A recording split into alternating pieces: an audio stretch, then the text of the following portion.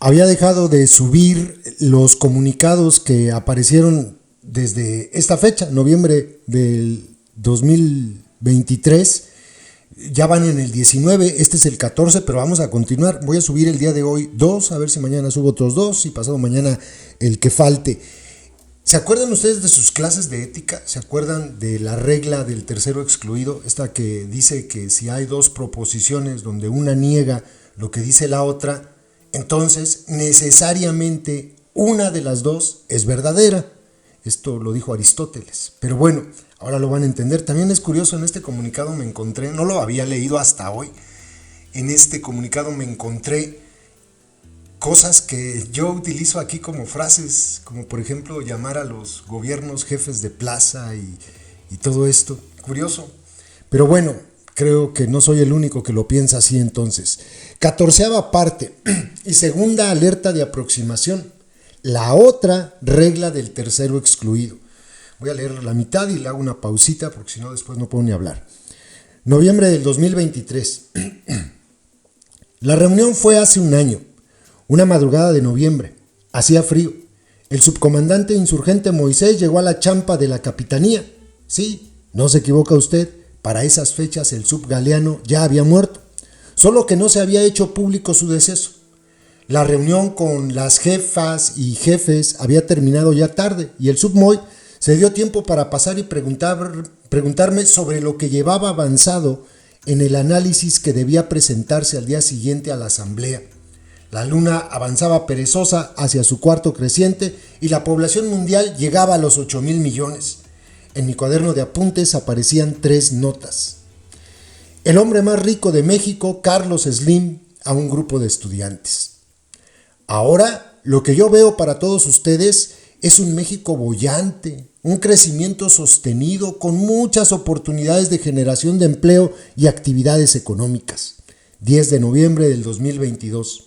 Nota, tal vez se refería al crimen organizado como actividad económica generadora de empleo y con mercancías de exportación. La cifra de personas que en este momento están reportadas como desaparecidas en México desde 1964 asciende ya a 107,201, es decir, 7,000 más que en mayo pasado, cuando se superó el umbral de 100,000. 7 de noviembre de 2022. Nota, buscar a las buscadoras. En Israel la ONU situaba la cifra de prisioneros palestinos en unos 5,000, entre ellos 160 niños, según el informe que la relatora especial sobre la situación de los derechos humanos en el territorio palestino ocupado desde 1967. Netanyahu llega a la cabeza del gobierno por tercera vez, noviembre del 2022. Nota, quien siembra vientos, cosecha tormentas. Una grieta como proyecto.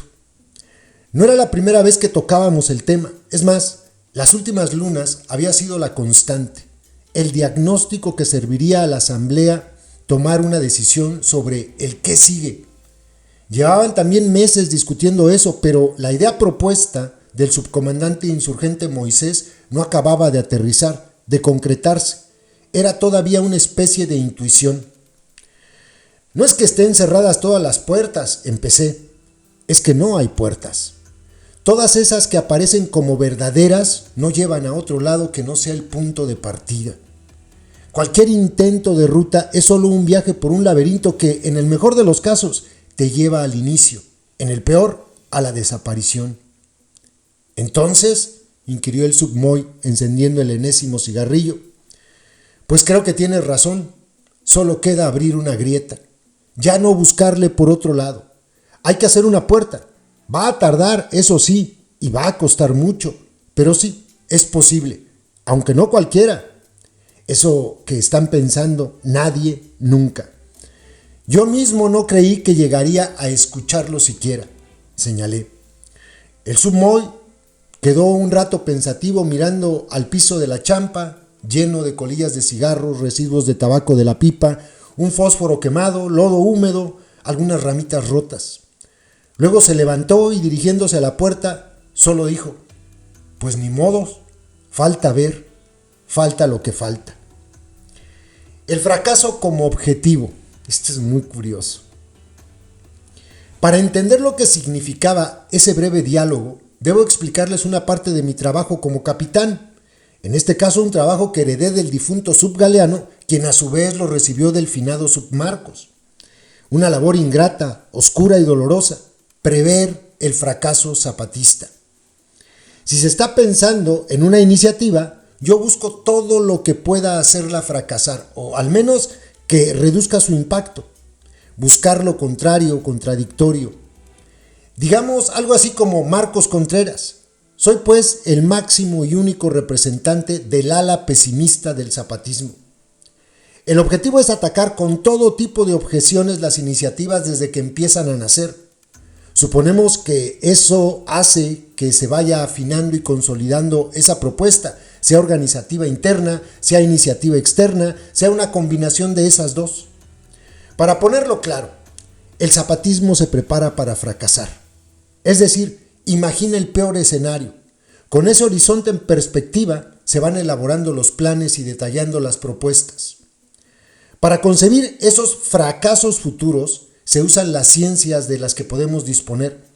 Hay que buscar por todos lados, y cuando digo todos lados, son todos, incluyendo las redes sociales y sus granjas de bots, las noticias falsas y los retrucos que se utilizan para conseguir seguidores. Obtener la mayor cantidad de datos e informaciones, cruzarlas y conseguir así el diagnóstico de lo que sería la tormenta perfecta y su resultado. Deben tratar de entender que no se trata de construir una certeza, sino de una hipótesis terrible. En términos del finado, supongamos que todo se va a la mierda. Contra lo que se pueda creer, esa catástrofe no incluye nuestra desaparición, sino algo peor, la extinción de la especie humana. Bueno, al menos tal y como la concebimos hoy. Se imagina esa catástrofe y se comienzan a buscar datos que la confirmen, datos reales, no las profecías de Nostradamus o el apocalipsis bíblico o equivalentes, es decir, datos científicos. Se recurre entonces a publicaciones científicas, datos financieros, tendencias, registros de hechos y muchas publicaciones. A partir de ese futuro hipotético, se pone en marcha el reloj en sentido inverso. La regla del tercero excluido. Ya en posesión del dibujo del colapso y su inevitabilidad, empieza a funcionar la regla del tercero excluido. No es la conocida. Esta es una invención del finado Submarcos. En sus tiempos de teniente decía que en caso de una falla, primero se intentaba una solución, segundo una corrección y tercero, pues ya no había tercero, quedaba como no tiene remedio.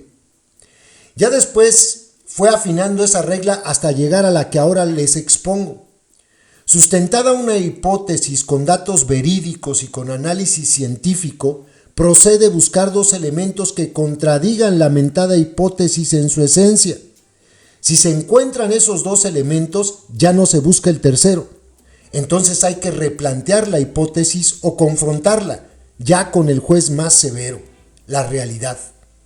Les aclaro que cuando los zapatistas dicen la realidad, incluyen su accionar en esa realidad, lo que ustedes llaman la práctica. Aplico entonces esa misma regla. Si encuentro al menos dos elementos que contradigan mi hipótesis, entonces abandono la búsqueda, desecho esa hipótesis y busco otra. La hipótesis compleja. Mi hipótesis es, ya no hay remedio. Apuntes.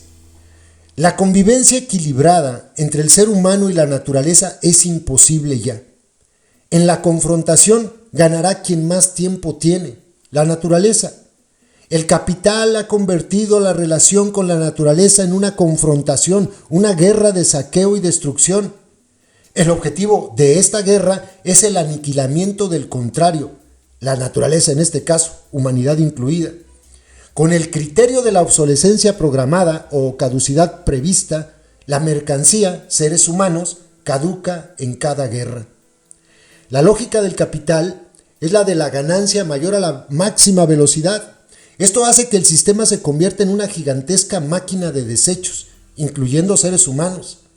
En la tormenta, las relaciones sociales se trastocan y el capital improductivo arroja a millones al desempleo y de ahí al empleo alternativo en el crimen y a la migración.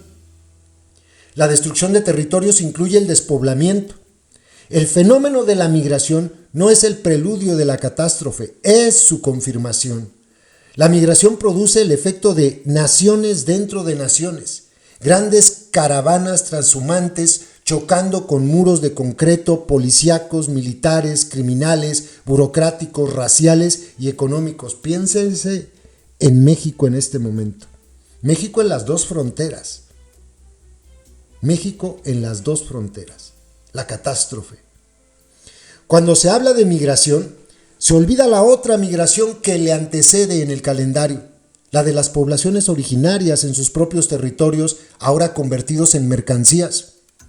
¿No se ha convertido al pueblo palestino en migrante al que hay que expulsar de su propia tierra? ¿No ocurre lo mismo con los pueblos originarios en el mundo? En México, por ejemplo, las comunidades originarias son el extraño enemigo que osa profanar el suelo de la finca del sistema, ubicada entre el Bravo y el Suchiate. Para combatir a este enemigo hay miles de soldados y policías, megaproyectos, compra de conciencias, represión, desapariciones, asesinatos y una auténtica fábrica de culpables. Y coloca ahí el enlace del Fraiba por si tienen dudas. Los asesinatos del hermano Samir Flores Soberanes y de decenas de guardianes de la naturaleza definen al actual proyecto de gobierno. Y sé que a los atolizados esto les causa estreñimiento. El miedo a lo otro alcanza niveles de franca paranoia. La escasez, la pobreza, las desgracias y el crimen tienen como responsable a un sistema. Pero ahora la culpa se traslada al migrante, al que hay que combatir hasta aniquilarlo. En la política se ofrecen alternativas y ofertas a cual más de falsa. Nuevos cultos, nacionalismos, nuevos, viejos o reciclados, la nueva religión de las redes sociales y sus neoprofetas, los influencers, y la guerra, siempre la guerra. La crisis de la política es la crisis de las alternativas al caos. El frenético sucederse en los gobiernos de la derecha, ultraderecha, el inexistente centro y lo que presuntuosamente se da en llamar izquierda es solo un reflejo de un mercado cambiante. Si hay nuevos modelos de celulares, ¿por qué no nuevas opciones políticas? Los estados-nación se trastocan en agentes aduanales del capital. No hay gobiernos. Hay una sola Border Patrol con distintos colores y diferentes banderas. La disputa entre Estado gordo y Estado famélico es solo una fallida ocultación de su naturaleza primigenia, la represión. El capital empieza a sustituir al neoliberalismo como coartada teórico-ideológica con su consecuencia lógica, el neomalthusianismo. Es decir, la guerra de aniquilamiento de grandes poblaciones para conseguir el bienestar de la sociedad moderna. La guerra no es una irregularidad de la máquina, es el mantenimiento regular que asegura su funcionamiento y duración. La reducción radical de la demanda para compensar las limitaciones de la oferta. Qué fuerte esto, pero es una realidad brutal. Y no solamente una guerra entre países o una guerra como la que se está viviendo ahora en Palestina. No, una guerra también como la que se vive en México. No se trataría de un neodarwinismo social, o sea, los fuertes y ricos se hacen más fuertes y ricos y los débiles y pobres se hacen más débiles y pobres, o de la eugenesia, que fue una de las coartadas ideológicas para la guerra nazi de exterminio del pueblo judío, o no solo. Se trataría de una campaña mundial de aniquilamiento de la población mayoritaria en el mundo, la de los desposeídos. Desposeerlos también de la vida. Si los recursos del planeta no son suficientes y no hay un planeta de repuesto o no se ha encontrado aún, aunque en eso están, entonces corresponde reducir drásticamente la población, achicar el planeta mediante el despoblamiento y la reordenación, ya no solo de determinados territorios, sino del mundo entero, una Nakba para todo el planeta, una catástrofe, ¿no? Si la casa ya no se puede expandir, ni es factible hacerle más pisos, si los habitantes del sótano quieren subir a la planta baja, a saltar la alacena, y horror, no dejan de reproducirse, si los paraísos ecológicos o autosustentables en realidad solo son cuartos de pánico del capital, no son suficientes, si los del primer piso quieren los cuartos del segundo y así, en suma, si la civilización moderna y su núcleo, la propiedad privada de los medios de producción, circulación y consumo, corre peligro, pues entonces hay que expulsar a inquilinos, empezando por los del sótano, hasta que se logre el equilibrio. Si el planeta se agota en recursos y territorios, sigue una especie de dieta para reducir la obesidad del planeta. Lo de buscar otro planeta está teniendo dificultades no previstas. Es previsible una carrera espacial, pero su éxito es una incógnita todavía más grande. Las guerras, en cambio, han demostrado su eficacia. La conquista de territorios trajo el crecimiento exponencial de los sobrantes, excluidos o prescindibles. Siguen las guerras por el reparto. Las guerras tienen una doble ventaja. Reaniman la producción bélica y sus subsidiarias y elimina a esos sobrantes de forma expedita e irremediable. Los nacionalismos no solo resurgirán o tendrán nuevo aliento, por eso el vaivén de las ofertas políticas de ultraderecha son la base espiritual necesaria para las guerras. El responsable de tus carencias es quien tienes al lado, por eso pierde tu tiempo.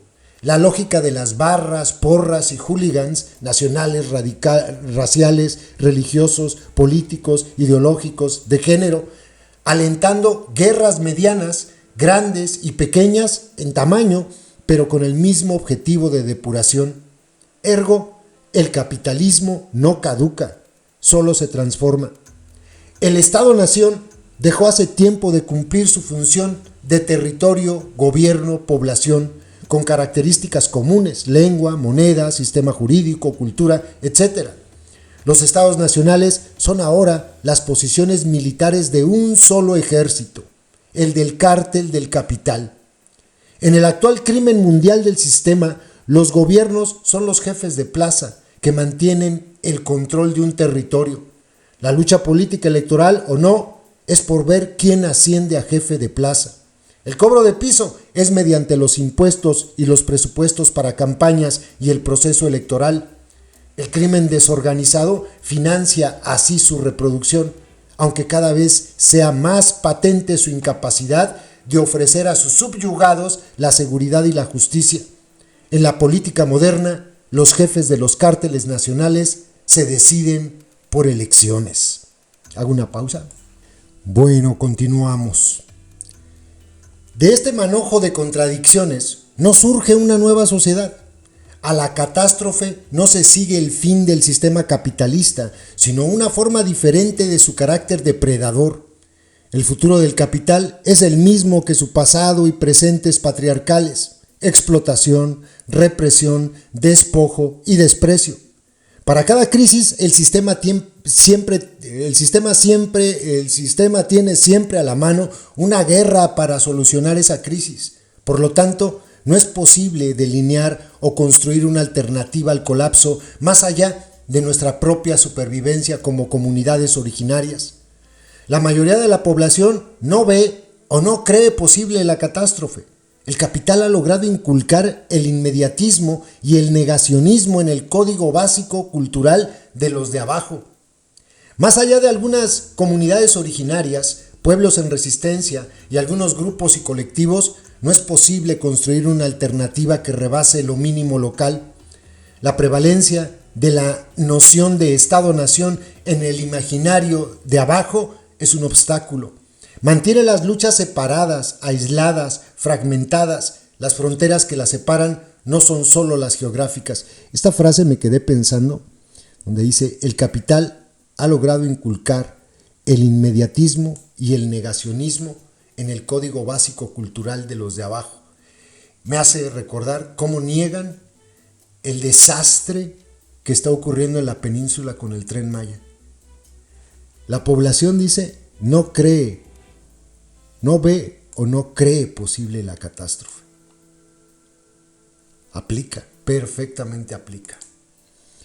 Continuamos. Las contradicciones, apuntes. Primera serie de contradicciones.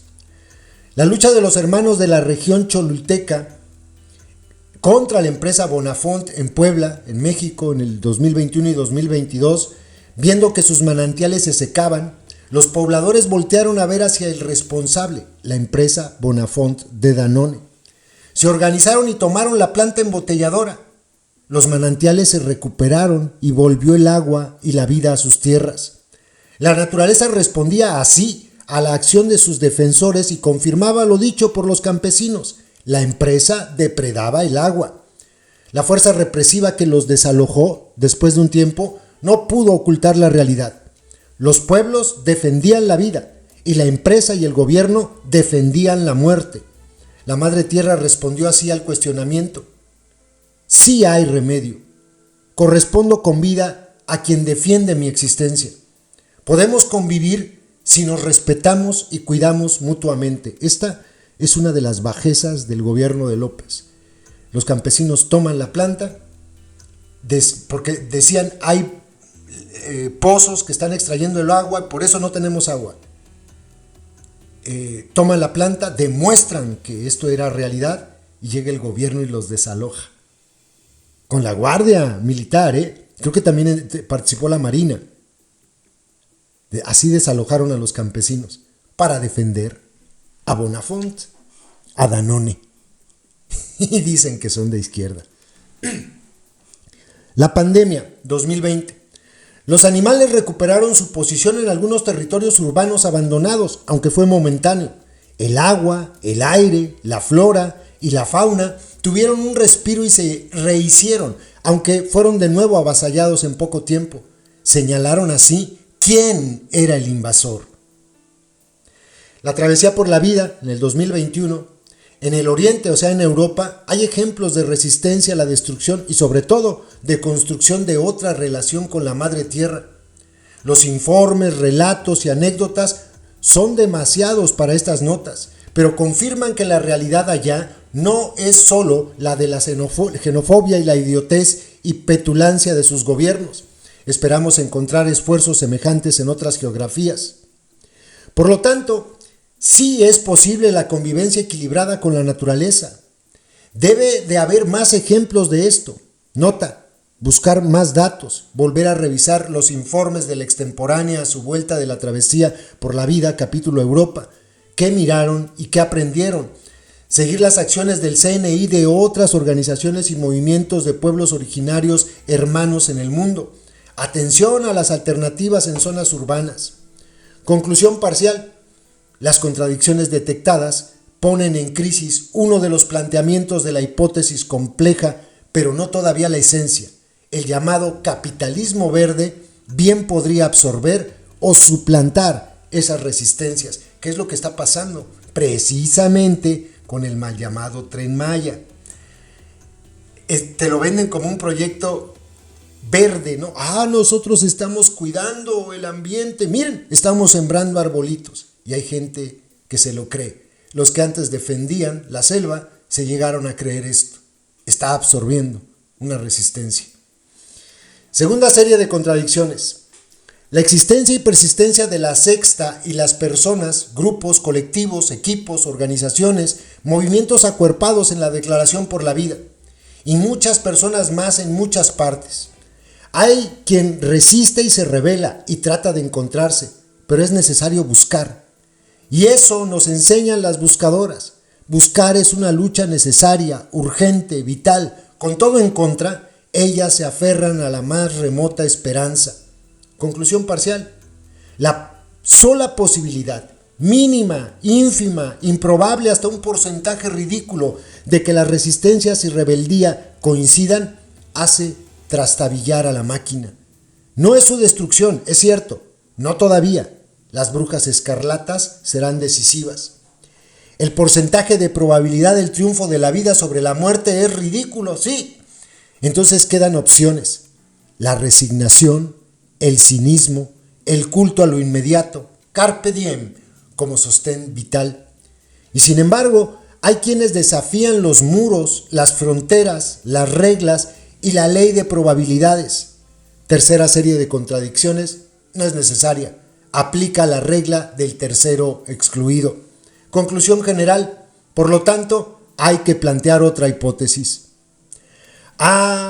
¿Ustedes pensaban que la iniciativa o el paso que anunciaban los pueblos zapatistas era la desaparición de los mares y las juntas de buen gobierno, la inversión de la pirámide y el nacimiento de los GAL? Pues lamento arruinarles la tranquilidad, no es así. Regrese usted a antes de la llamada primera parte y la discusión sobre los motivos de lobos y pastores. ¿Ya? Ahora coloque usted esto, y colocan esto aquí en latín, que después lo traducen. Con el permiso y gracia de los superiores os cuento las maravillosas y terribles visiones que mis ojos han visto en estas tierras. En el año 30 de la Resistencia y con las primeras luces del día, vieron imágenes y sonidos que nunca antes habían visto y sin embargo siempre miraban mis letras. La mano escribe y el corazón dicta. Era de madrugada y arriba, grillos y estrellas luchaban por la tierra. El capitán. No apareció entonces porque no sabían de la muerte del subgaleano ni de las demás muertes necesarias. Pero así somos los zapatistas. Siempre es más lo que callamos que lo que decimos. Como si nos empeñáramos en diseñar un rompecabezas siempre inconcluso. Siempre con una pieza pendiente, siempre con esa interrogante extemporánea. ¿Y tú qué? Desde las montañas del sureste mexicano, el capitán 40, 30, 20, 10, 2, un año después. Postdata, entonces, ¿qué es lo que falta? Pues falta lo que falta. Qué chulo comunicado. Creo que este de la serie es uno de los que más me ha gustado. Está muy bueno. Muy, muy bueno. Y hay el que quiere entender que entienda. Y el que se quiera quejar, que se queje. Saludos, compas.